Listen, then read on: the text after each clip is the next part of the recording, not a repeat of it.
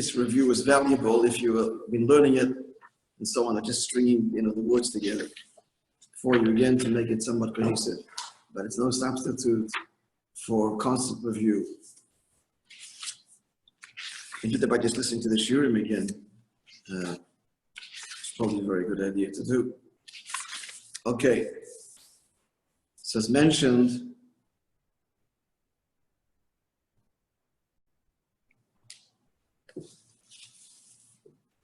in the note that you all received, that the Rebbe visited Camp Gan Yisrael on 3 occasions, and the third and final time was 1960. So this Maimah was said in Camp Gan Yisrael in Swan Lake, where it was at the time.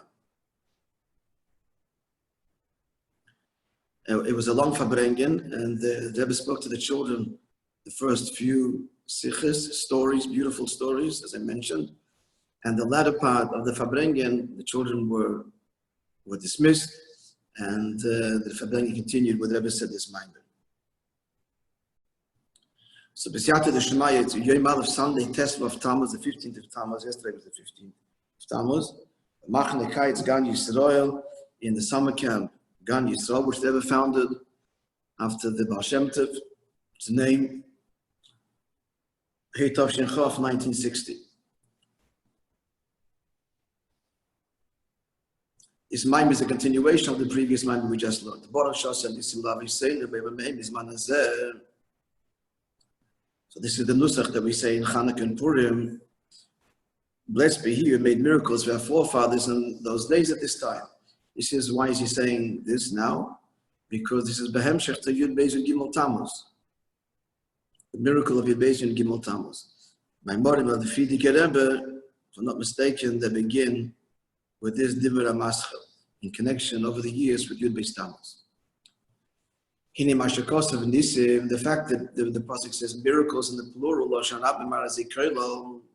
this incorporates Nosef, in addition to lots of miracles, but also the sugin Nisim, different kinds of Nisim, different categories.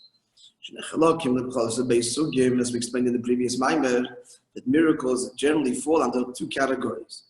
As we said in the previous Maimah of Gimel Surim, as follows: Nisim and Meliovאוויטש, there are miracles which are clothed in nature. Al derech hanes, the Mordechai Esther, like this miracle of Mordechai and Esther.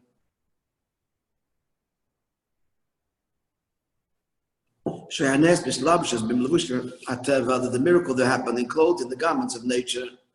So much so, right, that Hashem's name doesn't even appear in the Megillah. First it was Achashverosh made a decree,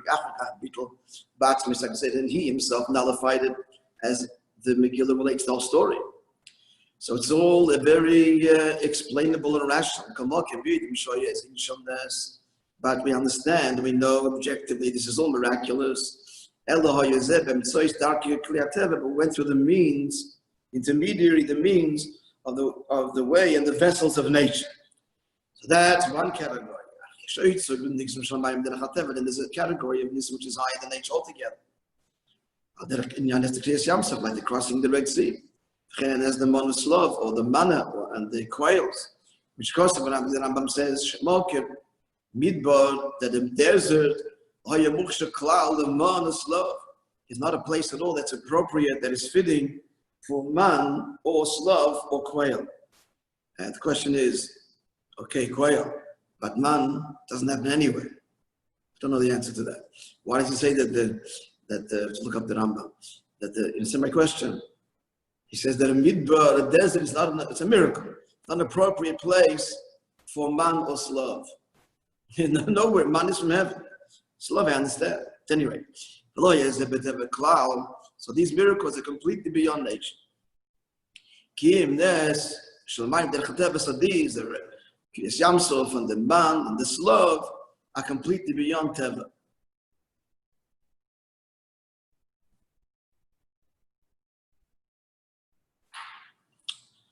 So what's the difference in this source above? The answer is is the source Shem Havaya or the name Shin Dalad Yud, which is one of the 7 holy names of Hashem.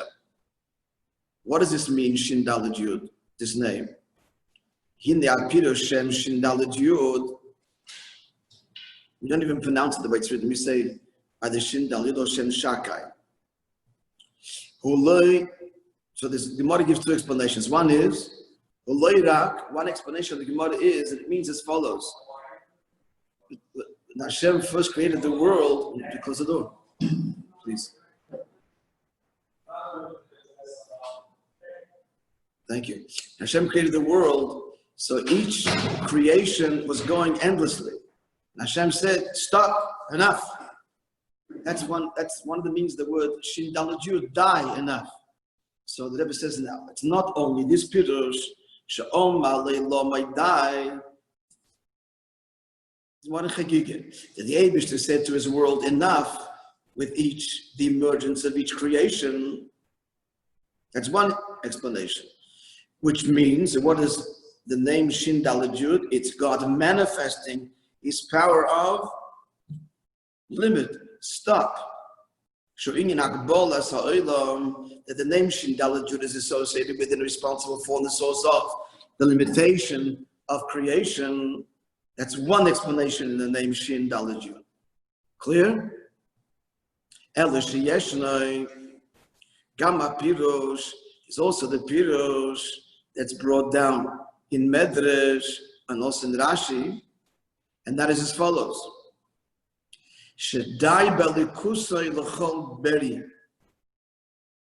That there is sufficient divinity within his divinity for every creature. In other words, every creature gets its allotted divine investure.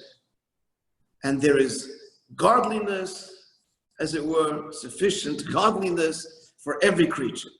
What does this mean? This means that godliness comes down in a way that's tailored to and sufficient for each creation.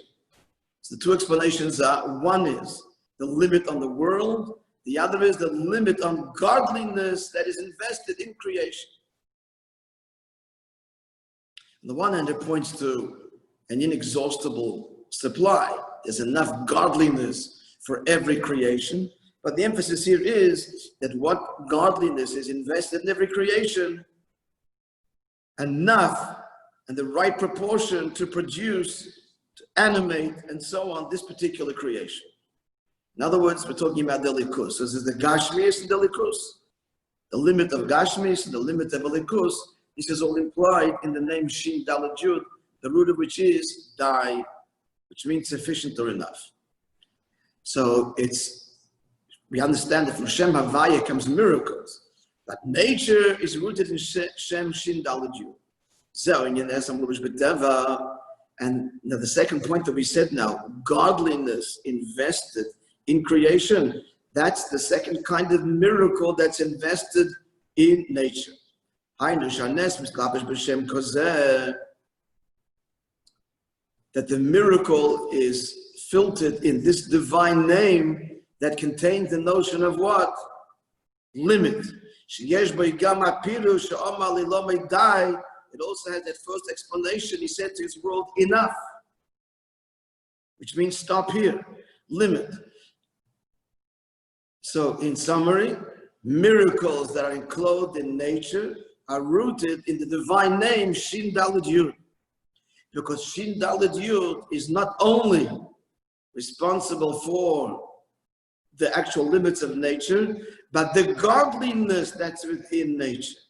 So a miracle, which is a manifestation of a godliness in nature, but in a way that is contained within nature, that's the second meaning of Shin Daled Yud, Shadai Belikusai, and that's what the miracles enclosed in nature are, and that's where they are sourced. That's clear? Yeah? But then there are miracles that draw directly to Shem Havai, the transcendent name of the Eibishter, the essential name of God. It says about Shem Havai invoking the imagery and the creation of the sun and the sheet around the sun. Shem Elikim, that the Shem Havaya, the name Havaya relative to Shem Elikim, who can make Pir Hashem, it's similar to the pure light of the sun, relative to the sheath and shield around the sun. Meaning to say, Shulamayli Metevel Gamri, Shem Havaya is completely beyond nature, unfiltered. When that's revealed, so these are miracles which are completely beyond nature. So these are the two classic levels. But there's the third level we spoke about in the previous Maimer. It's Tamshach of Alma Dizgali in Alma Dizgali. And that's then backed up by the clinical endpoints.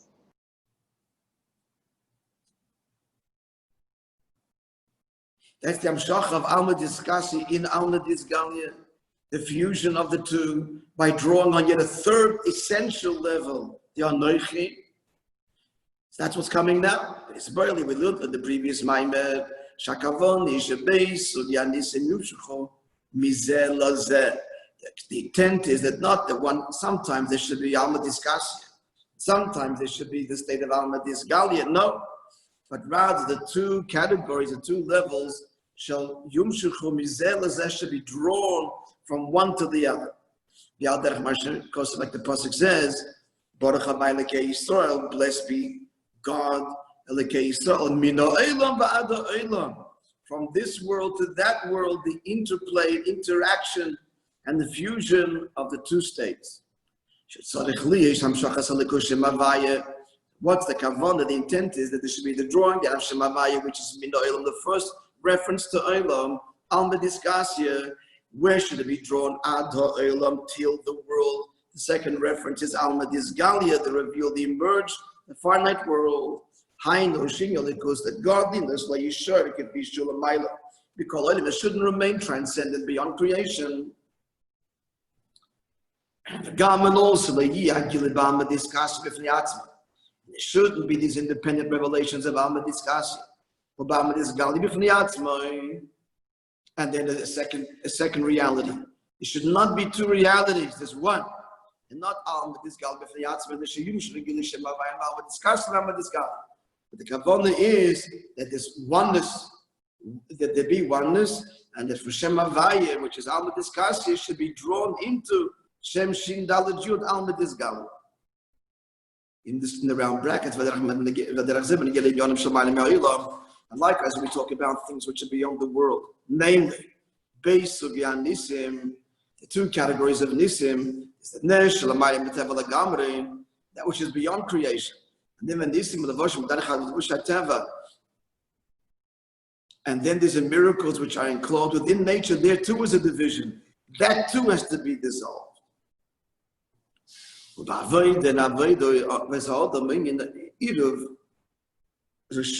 looked at the previous mind, but this is the mixing of the two separate domains. Even though each domain in its own world is holy, is godly, but that's not the tachnas kavanah. Even though both are called the domain of the one, which means they're divine and godly in Yonah Kedusha and they're holy, nonetheless, since at the end of the day, they are separate paths, and they're separate identities and separate definitions. Going, for example, kava chesed and kava gvura. Chesed is beautiful and gvura is beautiful, but standing on their own, they are in opposition. And if they are in opposition, that means that the truth of godliness is not revealed there. This is not the shleimos. The kiven shekav echad ein masim kavasheni. Since one is not compatible with the other, then the oneness of Hashem is clearly not manifest.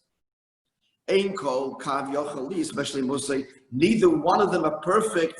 Neither one of them truly express Hashem echad. If you should yesh them menagid, because each one has an opponent, which means therefore he's not a keli for true oneness. And therefore, in order to bring about perfection and wholeness, completeness, there has to be the third transcendent, binding a revelation, Tiferes, Shenyoni, Babedis Adam, what's it? How does this translate? It's midas harachamim. Pure chesed is not enough. Pure gvura is not enough.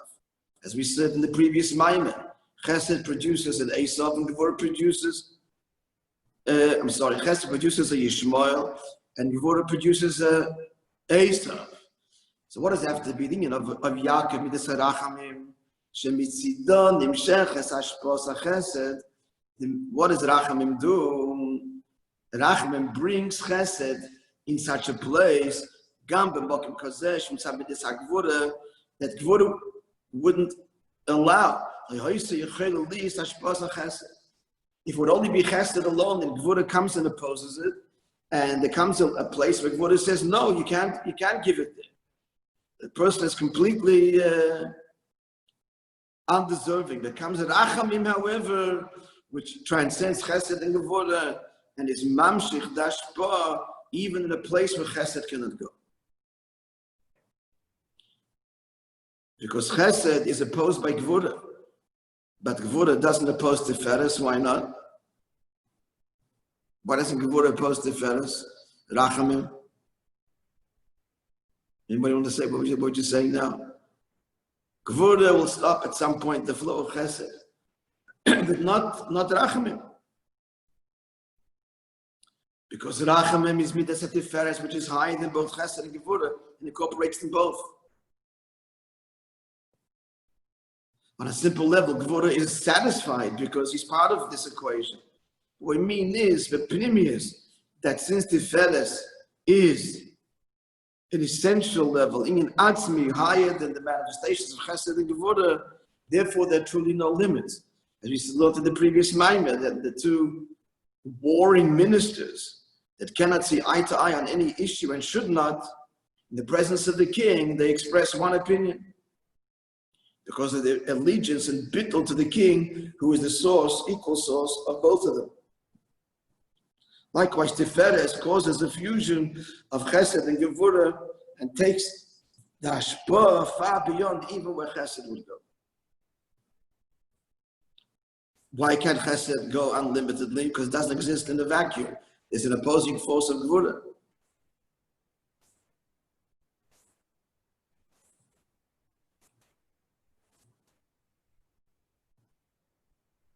So he spells it out for us how it works. When Nimtza comes out, she's a inyan she'ein olav menagid. When it comes to the rachamim, tiferes, there's no opposition behind the fishim yon shall kavem tzoi, because the middle shaft, as it were, kavat tiferes. What is shekel heines at time the kavagvora? It embraces all of the arguments of gevura.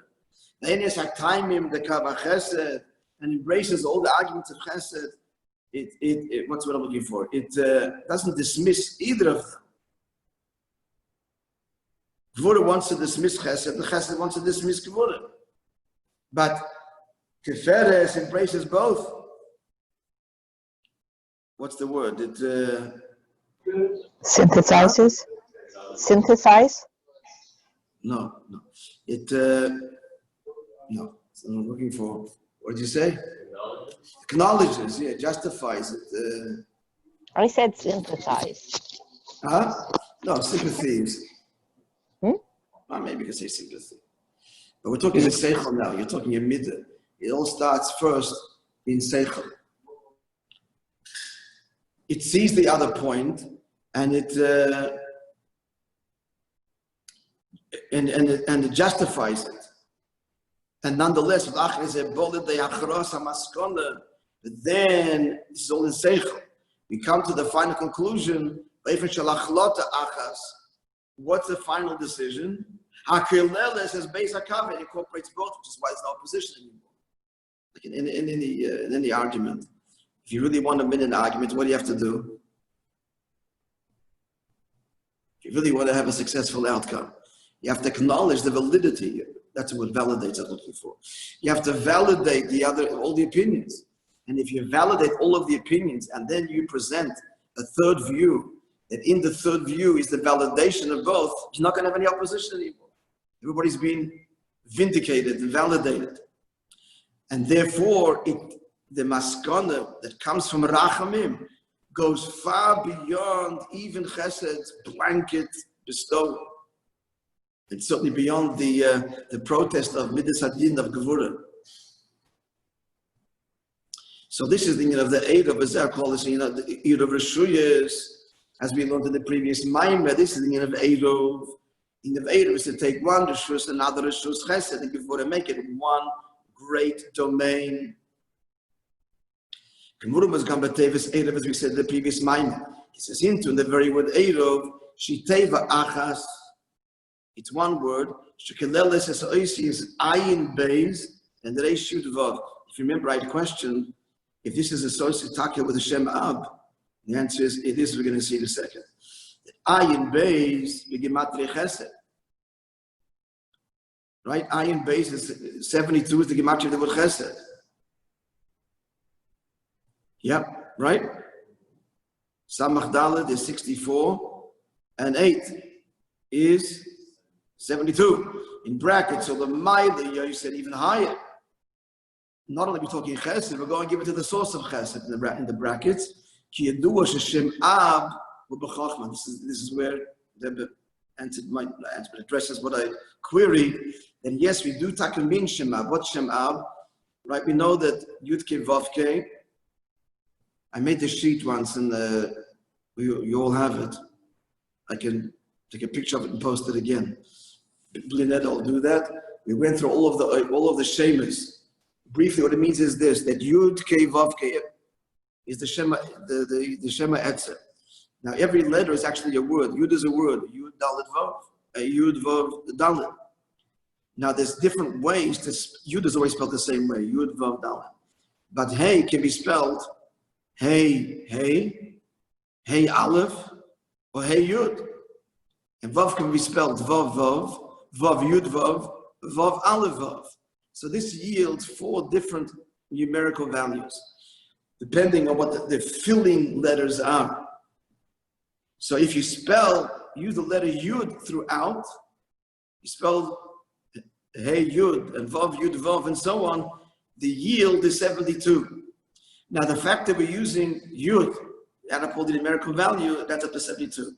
There's 72, there's Samach Gimel 63, there's Ban 52, and then there is Ma 45. So it all depends on the filler letters.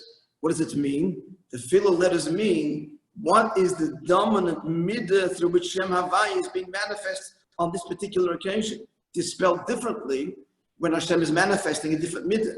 The Kabbalah Siddur in this Svartashe, because many usually see that even in regular Svartashe Siddur they do it.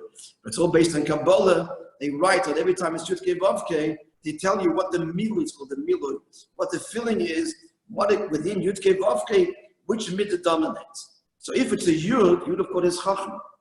So this means a Gila, Yud Ke Vav Ke, even the Yud Ke Vav Ke is all the Svidas. With this Chachma and Eis Bin and Vav is the 6 midas, and the final is Malchos.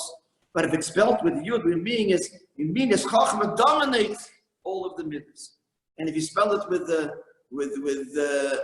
Hey, it means Malchus. I'll send you that sheet and you'll see. At any rate, let's look in the brackets now. Kiddush Shem Ab U'B'Chachma. And it's known Shem Ayin Beis is Chachma. I just told you why. Because if you spell Yud Ke Vav Ke with the filling letter being a Yud, it yields 72, which is Chachma. Now we just said the 72 is Gematria Chesed. So is it Chachma or Chesed? The answer is Makera Chesed. Chachma is the source of Chesed. Because it's all Giloy. Chachma is the explosion of discovery of insight. It's manifesting, exploding outwards, and Chesed is bestowal. For Lachain, a final little gematria for us. Chesed ima koilo begematria Chachma. If you add up the word Chesed, add it up for a second. Oh, let's do this. Do the arithmetic. Huh? Ima koilo. It's not. It's actually 70. It's actually 73. 1 second. Let's add it up. Chesed Samach Dalet 64 and 8 is what?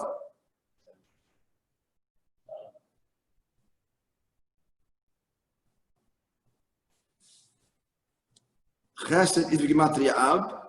Oh, sorry. Ima koilo is Gematria Chachma because Chachma is Gematria 73. Add it up. 8 and 20 and 40 and 5 is 73. What's imakrelo? In gematria, there's all kinds of rules of gematria. There is gematria where you add up the letters. Imakrelo means together with another one more number for the totality of the word. So many gematrias are arrived at, and this is not, superficially it sounds like, oh, you wanted to make the numbers match, so you're missing one, so there's all kinds of rules to this, and then it's not open to everyone to just make gematrias. It has its own divine system, of course. But again, imakrelo means you add up individual letters together with one for the totality of the word. So therefore, Chachma, which adds up to 73.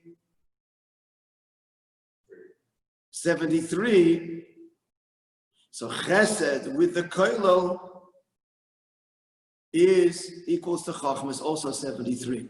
So it's 72, the letters alone. With the Koilo, it's 73. This is significant because Chesed is rooted in Chachma. Koilo always means the transcendent, the overarching revelation implied by this word, and that's why Chesed, adding the one, points to its what? Its source, which is Chachma, which is actually 73. Was that clear? Conclusion is that the word Eruv is made up of two words. Ayin Beis, which is what? Chesed. And then you add it in brackets, not just Chesed, but the source of Chesed, Chachma. And then you have Reish Yud Vav Begimatri Gvura.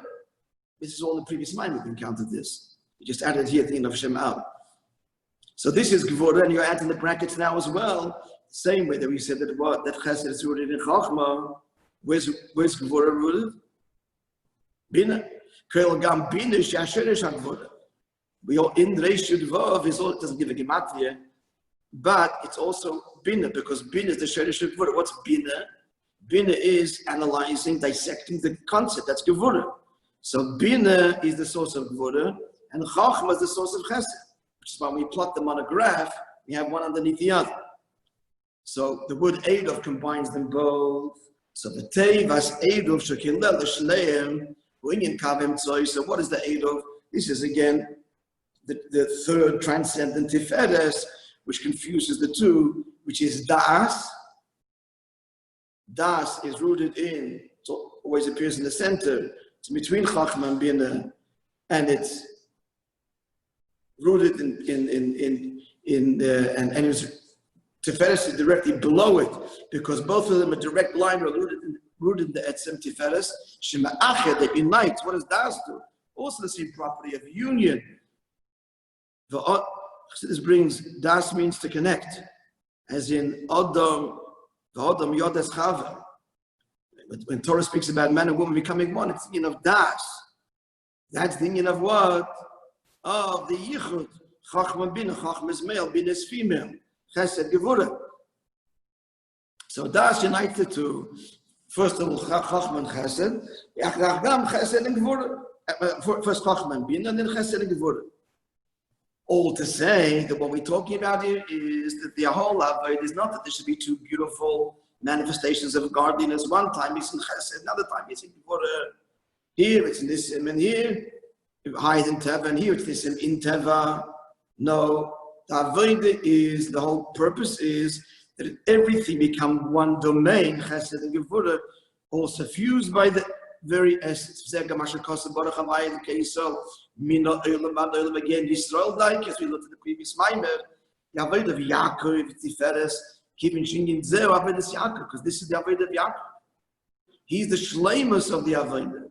Bechir Shabbat is the choice of the forefathers, in the words of the Medrash. Kavem Tzoi, he's the central line. Again, that shaft that went through the center of all of the planks, the boards of the Mishkan, that held it and made it all one. We learned at length in the previous Maimon. We continue the mission tomorrow.